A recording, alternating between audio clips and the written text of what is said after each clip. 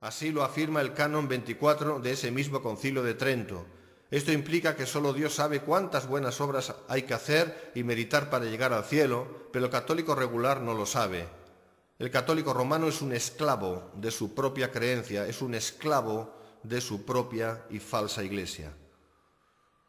Nos detenemos a preguntarnos ¿de qué sirve seguir concienzudamente todos los pasos que existe en la religión de Roma si nadie que la practique puede tener la seguridad y certeza de la salvación? ¿No dice la palabra de Dios que la fe es la certeza de lo que se espera, la convicción de lo que no se ve? Hebreos 11:1. ¿Se dan cuenta? El dogma católico va en contra de la misma palabra de Dios. ¿Y quién tendrá razón? ¿El dogma católico o la palabra de Dios? Echen cuentas, hermanos. El apologista Dave Hunt escribe al respecto, cito, «Para el católico la salvación no viene mediante recibir a Cristo como Salvador personal, sino que es un extenso proceso que comienza con el bautismo, el bautizo en concreto, y de ahí en adelante depende de la relación continua de la persona con la Iglesia. La salvación viene mediante la participación en los sacramentos, penitencias, buenas obras, sufriendo por los pecados personales y los pecados de otros aquí o en el purgatorio. Indulgencia para reducir el tiempo en el purgatorio y cantidades casi interminables de misas y rosarios dichos a favor del feligrés, aún después de la muerte. El evangelismo católico es por obras, la antítesis propiamente dicha del evangelio de la gracia de Dios». Fin de la cita. Hermanos, en el catolicismo, el dogma católico se pone por delante del evangelio de la gracia y lo esconde de los ojos del católico. Esta es la creencia y herencia del católico regular, dicho con compasión. El católico es un ser infeliz. Habemus purgatorium.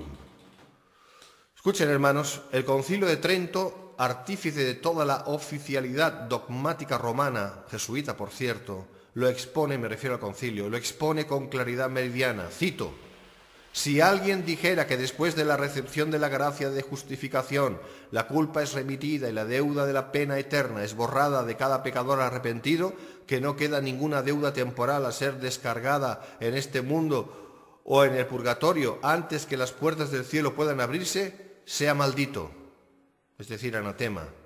Esto es lo dicho por el Concilio de Trento, que es el que define, como digo, el dogma católico.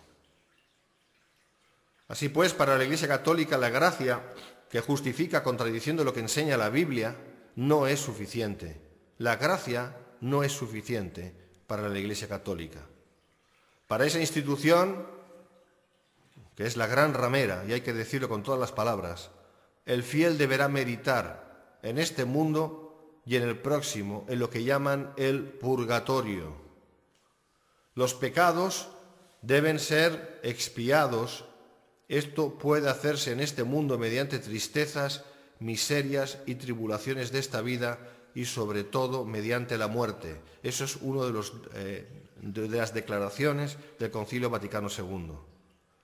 En esta declaración dogmática conciliar vemos que la verdadera expiación, la que logró para todos los hombres Cristo Jesús, brilla por su ausencia y es sustituida por las tristezas, miserias y tribulaciones de esta vida. En otras palabras, no solo es insuficiente el sacrificio inigualable de Cristo para cada hombre, sino que además cada hombre debe ser su propio Cristo. ¡Qué blasfemia!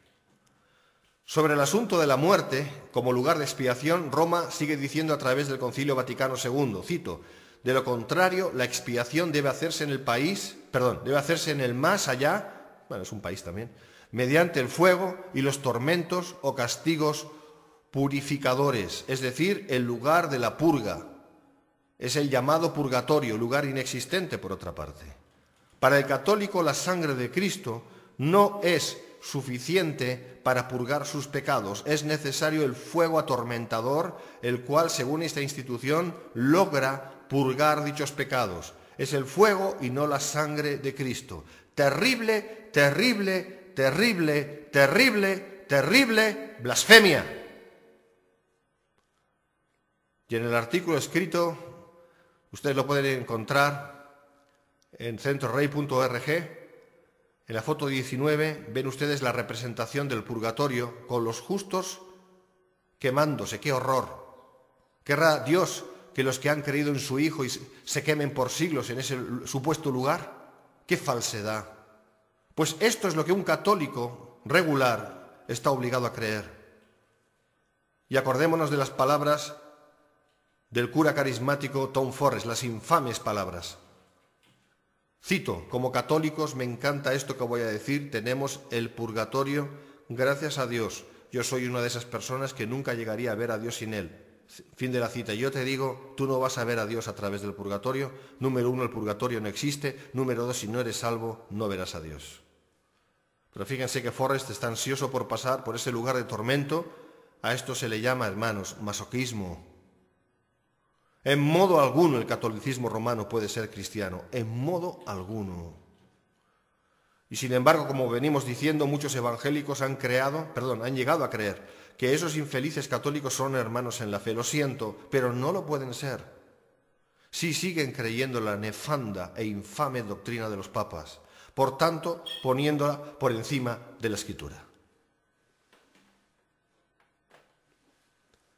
El católico deberá escoger entre la Escritura y la doctrina de los papas. Si escoge lo primero, automáticamente dejará de ser católico.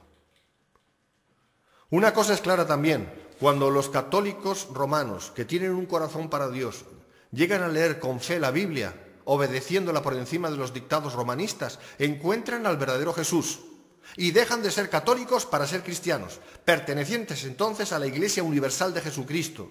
Inmediatamente esto hace que salgan de esa institución infecta e infernal y busquen una iglesia verdaderamente evangélica donde se predique la sana doctrina de nuestro Señor Jesucristo.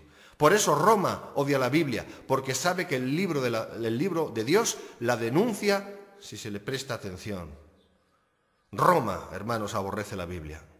Esto fue lo que el Papa impío, Pío VII, el que en el año 1814 rehabilitara a la sociedad jesuita, por cierto, le escribió al primado de Polonia en el año 1816. Presten atención, cito, es evidente, dice el Papa, es evidente desde la experiencia que las sagradas escrituras, circulando en lengua vernácula, han producido más daño que beneficio. Parafraseando a Trento, hemos deliberadamente tomado las medidas oportunas para remediar y abolir esta pestilencia. Fin de la cita. Así que el impío Pío VII, el Papa en cuestión, se quejaba de que la Biblia escrita en la lengua nativa o vernácula había dañado a sus intereses papistas hasta el punto de tratarla de pestilencia e intentar abolirla. Dios mío. ¿Dónde estarán todas estas personas que se han levantado como Cristo en la tierra? ¿En qué lugar estarán? Usted lo sabe. Que la Biblia pone a la luz la mentira y maldad del catolicismo romano lo sabían los cardenales del Papa Julio III. Por ello le aconsejaron lo siguiente, cito, presten atención, es un poco largo pero no tiene desperdicio. Dijeron lo siguiente, cito, hay que abrir bien los ojos y usar toda la fuerza posible en la cuestión, a saber, para permitir lo menos posible la lectura del Evangelio, especialmente en lengua nativa, en todos los países bajo la jurisdicción. Baste la pequeña parte del Evangelio leída usualmente en la misa y no se permita que nadie lea más. En cuanto el pueblo esté contento con esa pequeña porción, florecerán los intereses de vuestra santidad. Pero cuando el pueblo quiera leer más, sus intereses comenzarán a fallar. La Biblia es un libro que, más que cualquier otro, ha levantado contra nosotros los alborotos y tempestades por los cuales casi perecemos. De hecho, escriben los cardenales, si alguien examina de cerca y compara las enseñanzas de la Biblia, como ocurre en nuestras iglesias, entonces encontrará discordias y comprenderá que nuestra enseñanza es muchas veces diferente a la Biblia y nunca cesará de desafiarnos hasta que todo sea expuesto y entonces nos volveremos objeto de burlas y odios universales. Por tanto, es necesario retirar la Biblia de la vista del pueblo, pero con cuidado, a fin de no causar rebelión. Fin de la cita. Este discurso está contenido en un documento histórico del tiempo de la Reforma, conservado en la Biblioteca Nacional de París, en la hoja B, número 1088, volumen 2, páginas 641 a 650.